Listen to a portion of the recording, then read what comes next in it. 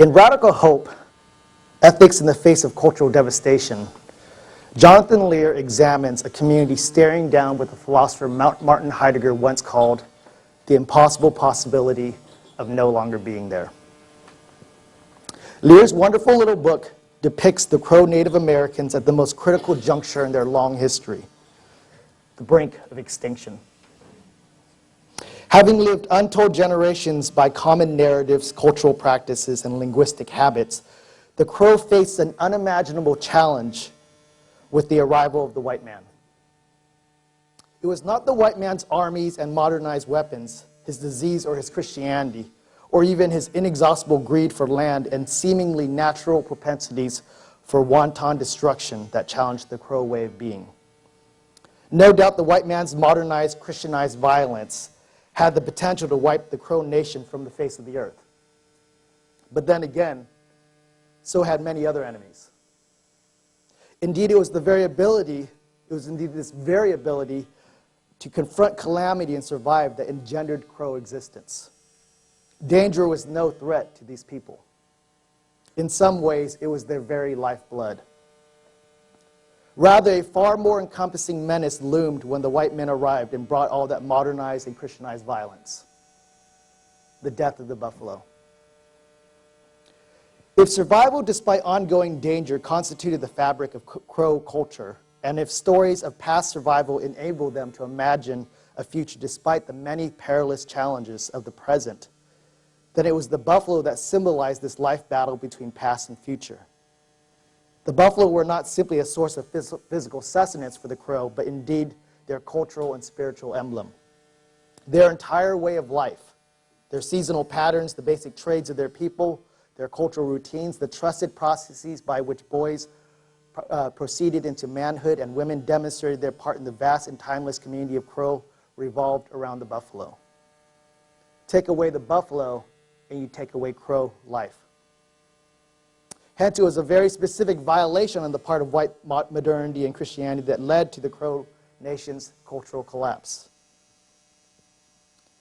Of course, as the white men systematically and sometimes randomly slaughtered the buffalo, they had no idea that they were visiting cosmic destruction upon a people. They knew not what they were doing, for how could they, themselves having traded their storied past for the adventures of an unknown future. So when the white men made business of buffalo for pennies on the dollar, or gamely shot buffalo from shiny new intercontinental trains, they just thought they were having fun. They had no idea that they were destroying a way of life. But with each buffalo carcass, the Crow passed away.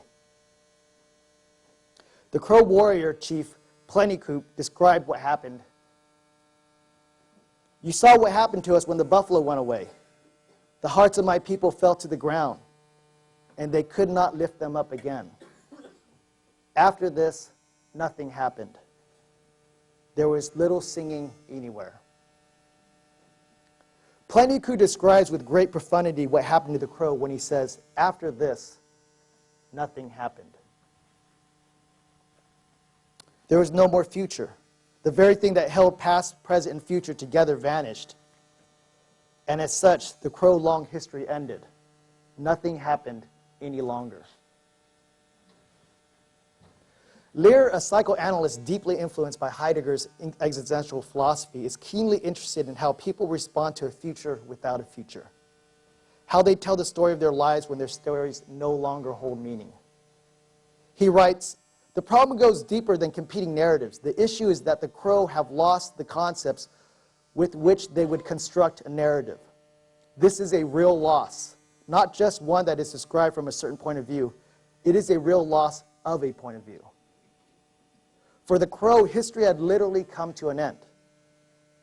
Eventually, in Lear's telling of the story, the Crow nation, though not their way of life, is saved when Plentycoop receives a prophetic dream that enables him to imagine a future, to hold both present cultural devastation and the Crow's long passive survival together in a way that opens up a future for his people. Hence, Radical Hope names for Lear a community's orientation toward, quote, "directed toward a future goodness that transcends their current ability to understand what it is." Again, For Lear, radical hope names a community's orientation directed toward a future goodness that transcends the current ability to understand what it is. This morning's lecture, likewise, tries to imagine for Asian American Christians a future goodness that transcends our current abilities to understand what that future is. I think this is what the lay leader Bill Watanabe means when he wonders about Evergreen San Gabriel. What will it look like in 10 years?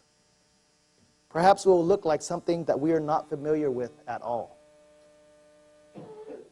There are, of course, innumerable differences between Crow Native Americans and Asian American Christians, not least of which one is ending and the other is just beginning.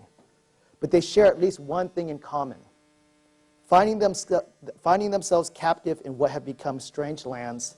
They must find a way to hold it all together.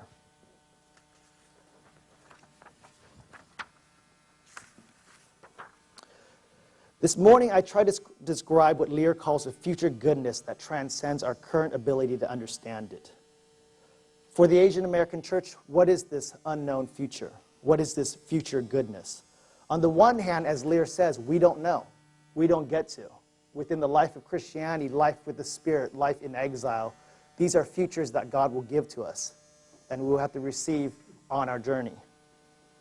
On the other hand, I do want to suggest that theology is one prophetic voice that will help us understand the future goodness.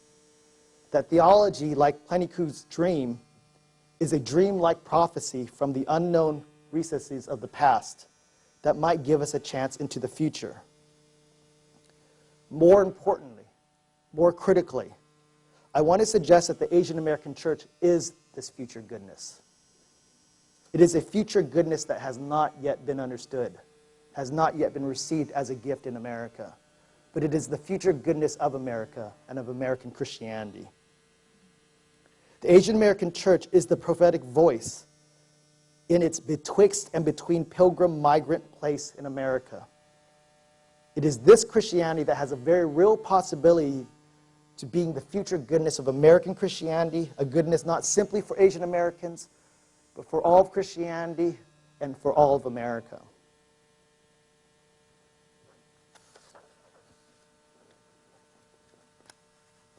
Holding it together.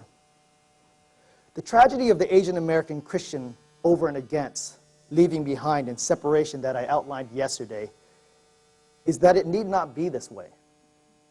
Though our community sits on a fault line of tectonic contradictions, we are Asian American but not Asian, we are Asian American but not American, we are neither black nor white, we are the children of our parents but we are not our parents, we are the victims and we are the victimizers of racism.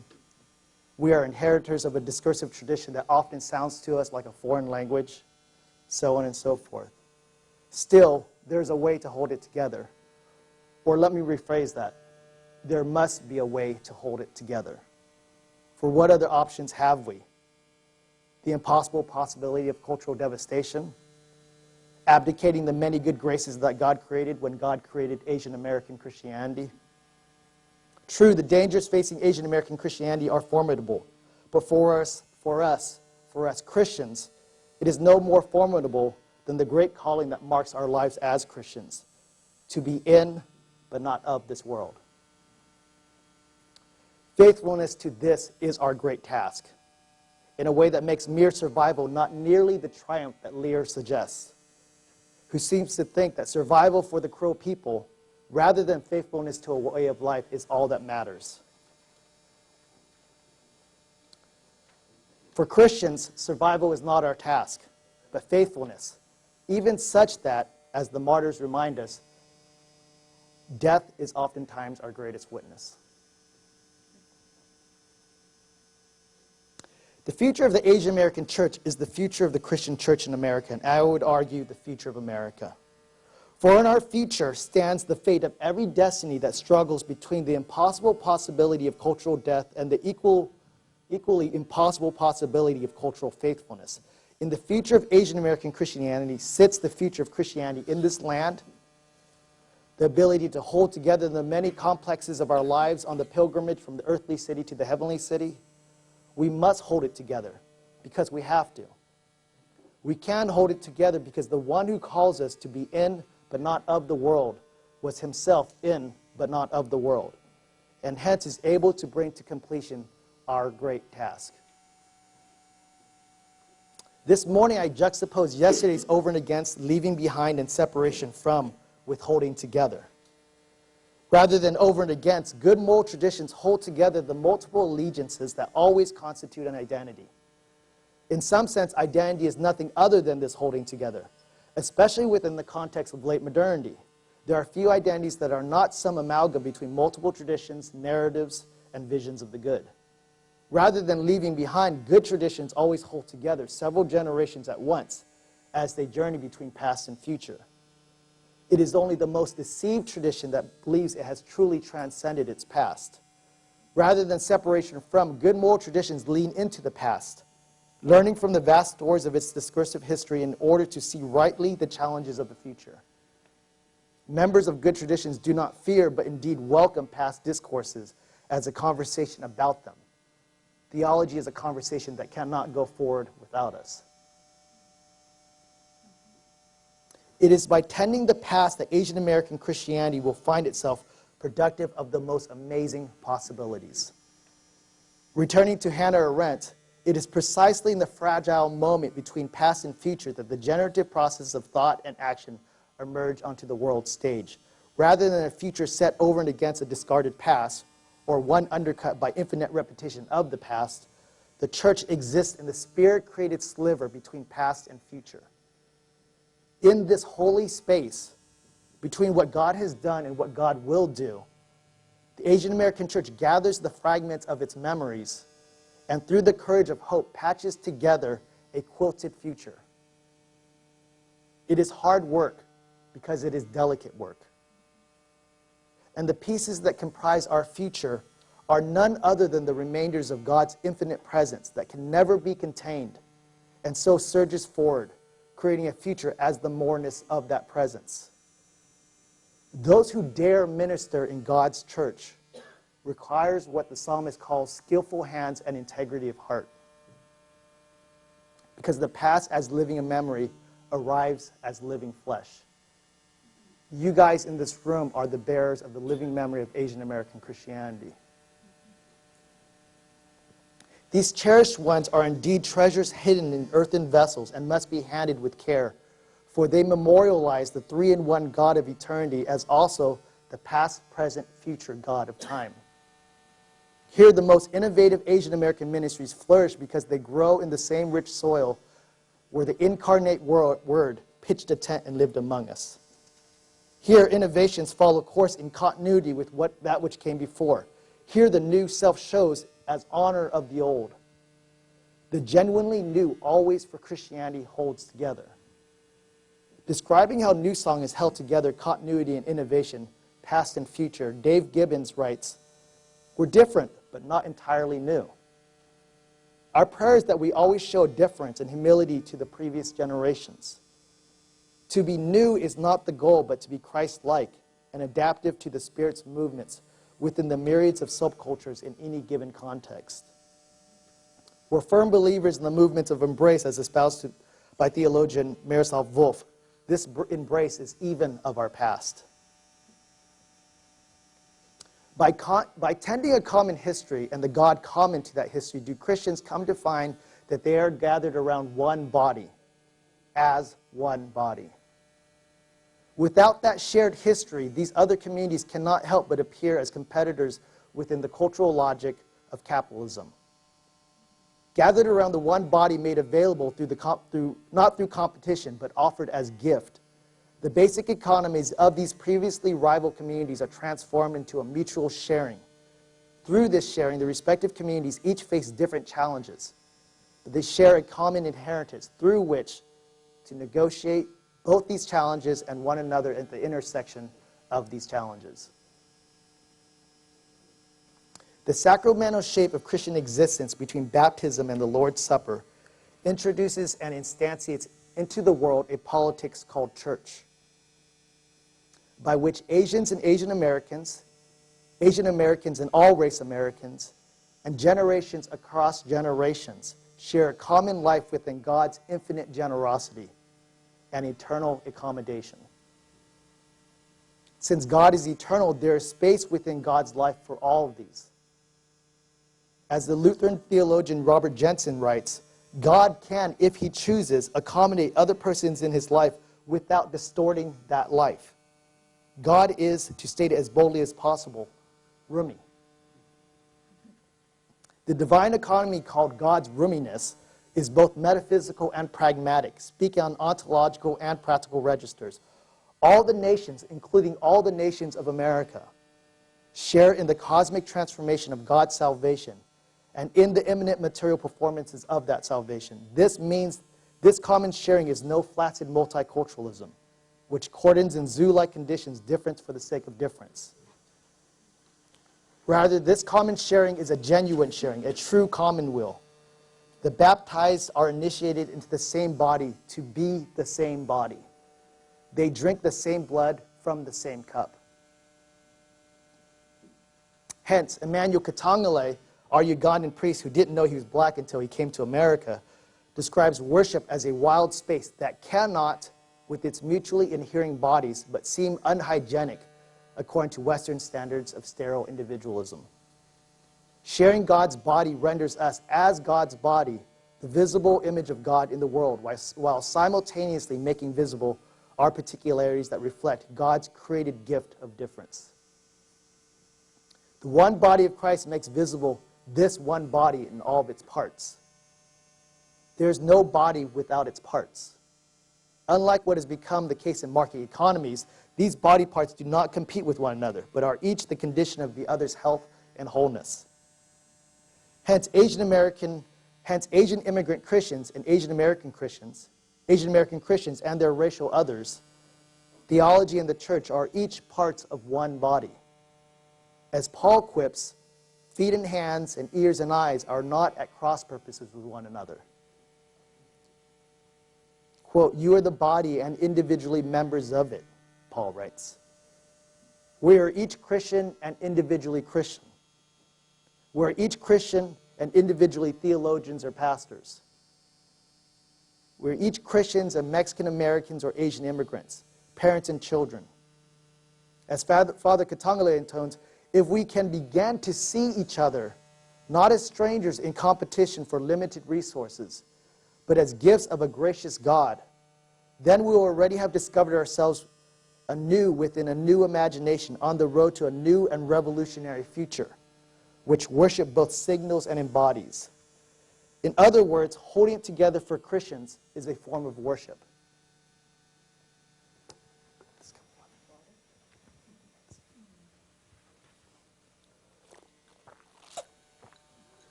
Sorry. At the borderlands of Asian America. In preparations of these lectures, I sent a good friend a draft in order to get some feedback. Roger grew up in a first-generation Chinese church, left for some time and later returned to another Chinese church with a budding English ministry. As well, he is a veteran team leader of a parachurch ministry that serves Asian Americans. And while the ministry is ethnic specific, it prides itself on being open to anyone. In other words, even though his ministry is ethnic specific, Roger does not consider it over and against. In response to my first lecture, Roger wrote, I have to say that as an Asian American attending an Asian church with a struggling young adult group, I felt like I was on the defensive for most of the first lecture. You say strong things, and I know you mean to, and oftentimes they are good points. But at times I felt like your criticisms were harsh and unfair. The whole time I read this lecture, I wondered, where do you see yourself in this discussion? I imagine these words were the feelings of many Asian Americans upon hearing my lecture from yesterday. It is not my intention to put people on the defensive, though it is also not my intention to make concessions to avoid that. I have often wondered why it was that Dr. Hertig and the leadership of the Symposium invited me, of all people, to be the keynote speaker for this conference. If I had to guess, It might be my forthrightness and willingness to say things in a way that is forthrightly un-Asian American.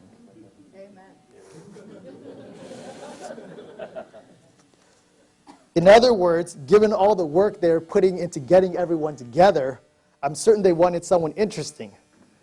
And they must have known that as a student of Stanley Hauerwas, I'd rather be interesting than right. Better to be wrong than boring. So it's for your entertainment that they brought me. And I hope I've at least been entertaining, if not always or even often, right. But I suspect there is a deeper reason why they brought me to be with you. I suspect they see in me Asian American Christianity. Not in the sense that I represent its bright future, for certainly people like Roger do that a whole lot better. But I represent Asian American Christianity with all of its wrought contradictions, mourning and tragedy, all of its attempts to hold together its over and against, leaving behind and separation from. I imagine they invited me to be the speaker for this historical moment for Asian American Christianity because I embody, however unflatteringly, its story. I live at the borderlands. I mean by this more than in the sense that I live in Central Texas, which from the perspective of you provincial Southern Californians probably seems like the borderland between madness and civilization, between good and evil. I live where Asian Americans live, at the borderlands, between belonging and not belonging, between home and exile, between Asia and America. I, like many of you, became a Christian in a first-generation Asian church. I, like many of you, no longer attend that church.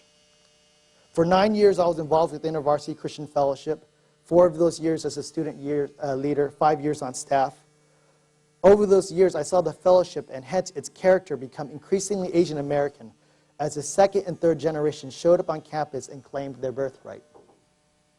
Like many of you, I fell in love with Asian America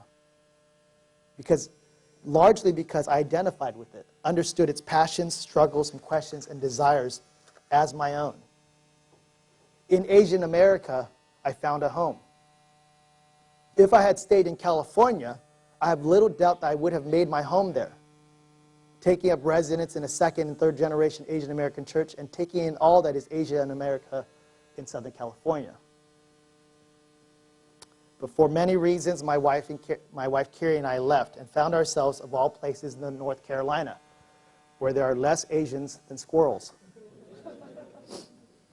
I was among 3 Asian Americans in 3 years of seminary. I remember how thrilled I was whenever I passed one of these other Asian folks in the halls. So happy to see someone who looked like me. It didn't matter that I didn't even know their names. I felt immediately at home with them. Transient my whole life, I did in North Carolina and later in Central Texas what I've always done: make do, hold it together. We made friends with mostly non-Asians, foraged for good Asian food, attended white and black churches, and wondered constantly what and where home was. As an Asian intellectual, I never struggled with what Cornel West describes as the dilemma of the black intellectual. Never worried to what extent my scholarship either appropriately addressed or sufficiently transcended my ethnicity as an Asian American Christian academic. For I worried neither about my career nor about my Asian American identity regarding my career. As the last thing my teacher, Dr. Hauerwas, told me before I left grad school, Jonathan, never be afraid to be yourself. And I knew without doubt, myself is Asian American Christian. Though I am one of 2 minorities in an overwhelmingly white male department, I have never hesitated to remind my colleagues lest they forget that I am not white. And I have fought hard for the cause of diversity on the faculty. Once I began the first day of a new class with the assurance to my students, don't worry, I speak English. I could tell by the amount of laughter they had worried whether I spoke English.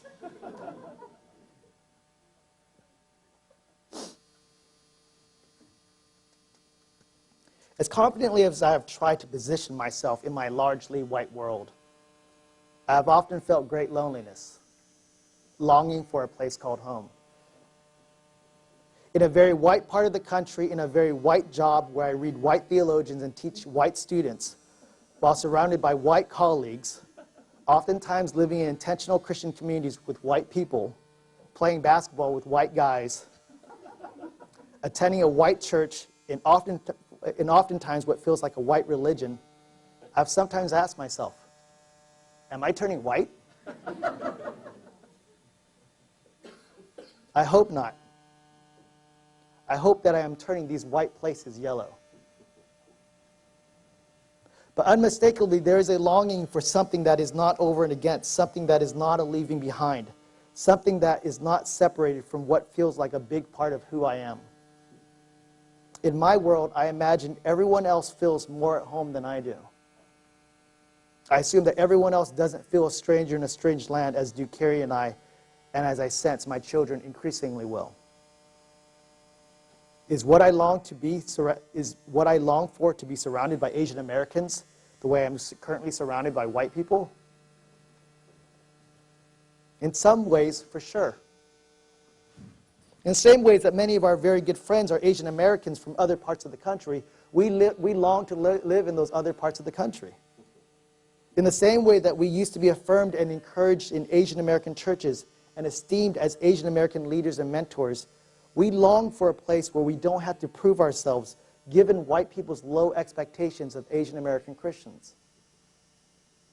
To the extent that in Waco people believe Asian equals Chinese, I would love to live in places like Southern California, where there's not only a diversity of ethnicities, but diversities of ways of being Asian American. You cannot underestimate what an amazing gift that is to you guys. I do not want my child to grow up believing that the only thing she can do is teach math classes. White people can't help but believe that because that's all they know. And more frighteningly, Talia and David may not be able to believe anything but that because that may be the only thing they know. The diversity of Asian Americans in this place is a tremendous gift to you and your family and your children. A gift never to be underestimated. And certainly to the extent that I think some of the most interesting and amazing things happening in American Christianity are happening in churches like New Song and Evergreen, I would love to be a part of those church communities. And yes, in the ways that, according to Texans, good Asian food is constituted by a buffet and cellophane-wrapped almond cookies, I would love to live near a Samu. These are longings and fears and hurts that you as an Asian American can know only if you've lived in a place like Waco, Texas.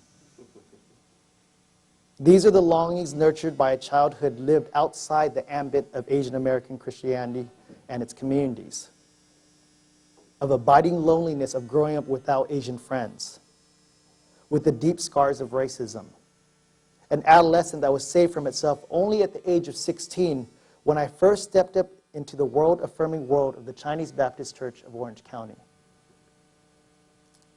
and discovered simultaneously Asian America and Christianity. And so those of you who wonder where I see myself, given the critiques I freely level against Asian American Christianity, should have no doubt. I'm Asian American through and through and understand as well as any in this room what it means to stand betwixt and between Asia and America. And I celebrate through and through being Asian American and will fiercely defend its goodness and integrity as if defending my very own identity.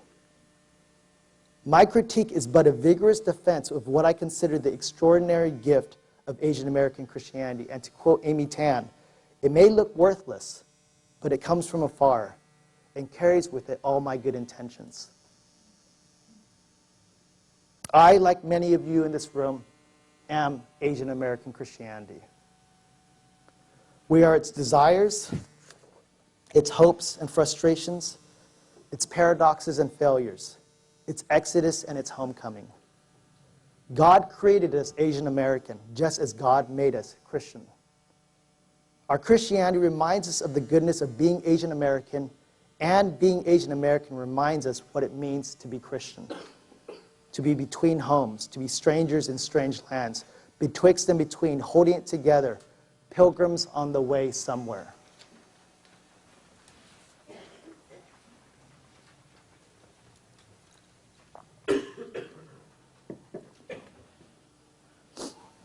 As I was saying yesterday, immigration as pilgrimage.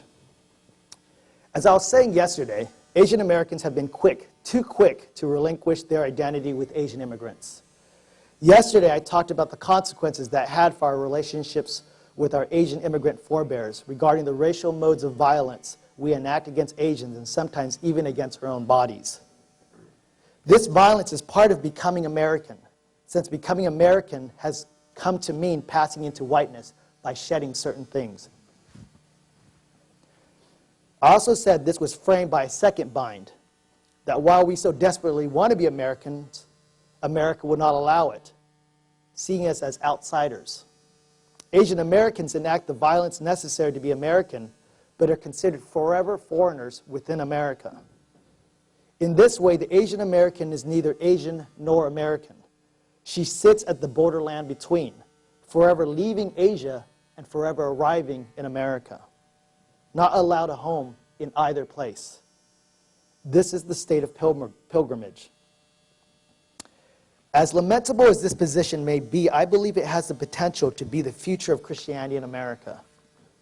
The betwixt and between status of Asian Americans, that they have both left homes and yet are still not at home, that they hold simultaneously two identities at once, that their allegiances are constantly contested, that they are seen by the world, as Michelle Kwan was seen by that reputable newspaper, as consummate outsiders. All this is finally a very good thing, even though it is also an uncomfortable thing. It has the potential to be the future because this betwixt and between status is itself the status of Christianity in America. The Asian American church has the very real ability to remind Christianity it is not at home in America. Rather, like Asian immigrants, Christians come from another place and are on their way to another place. Though they live here, this is not their home. They are on their way, pilgrims as it were, according to St. Augustine. We are temporary here, and hence, rather than building homes in America, we, like Jesus and Paul after him, pitch tents in this place, becoming tent makers in a land through which we are only passing. What a thing it would be if upon identifying yourself as American, someone asked you, but where are you really from? Because the goodness of your life seemed so foreign.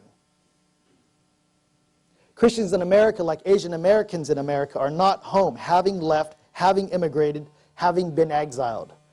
Like the African American church before it, the Asian American church can challenge the vast cultural accommodation that has become American Christianity.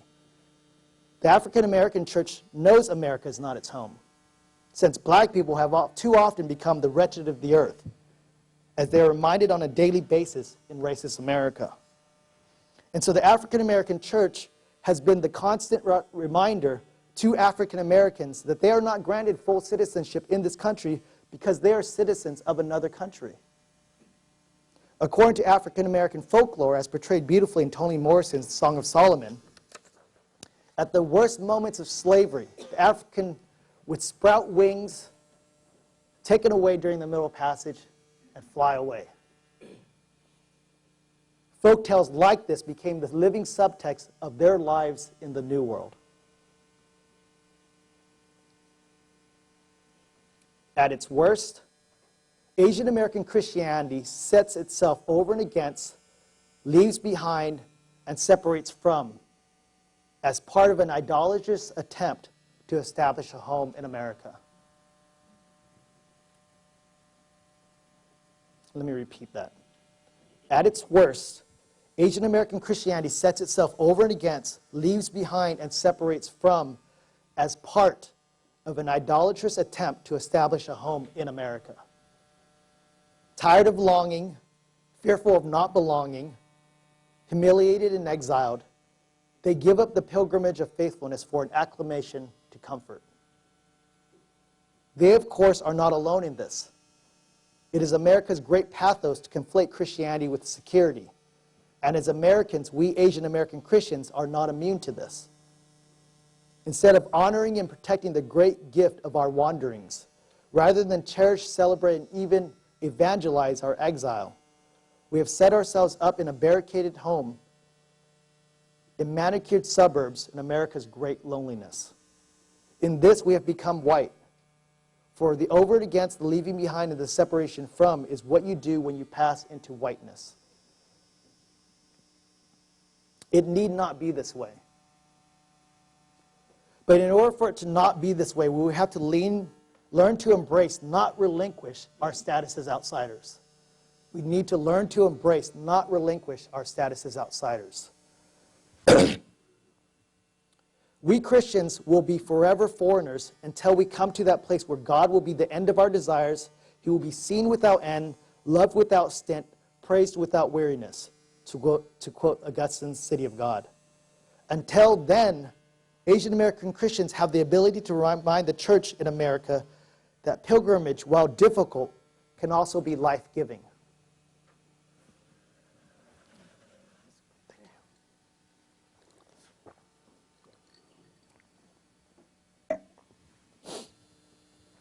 What makes Asian American Christians alien is not their race, finally, but their faith.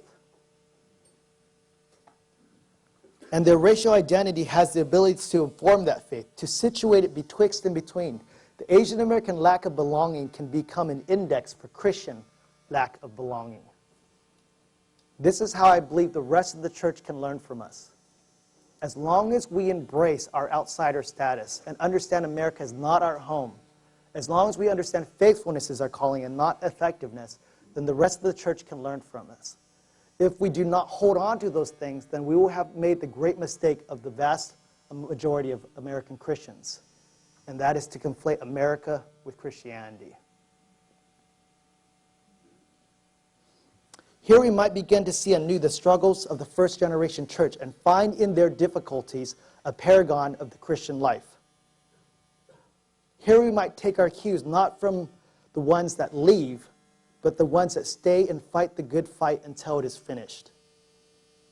Here we begin to lean into the courage of the mutual indwelling, the holding it together of Asian and Asian American Christian community life. We will have to learn from those brave souls holding it together. They are overexhausted and under-resourced. They rarely make headlines except as empty churches in the great wake of the silent exodus. The churches are often called old school and outdated and even dying.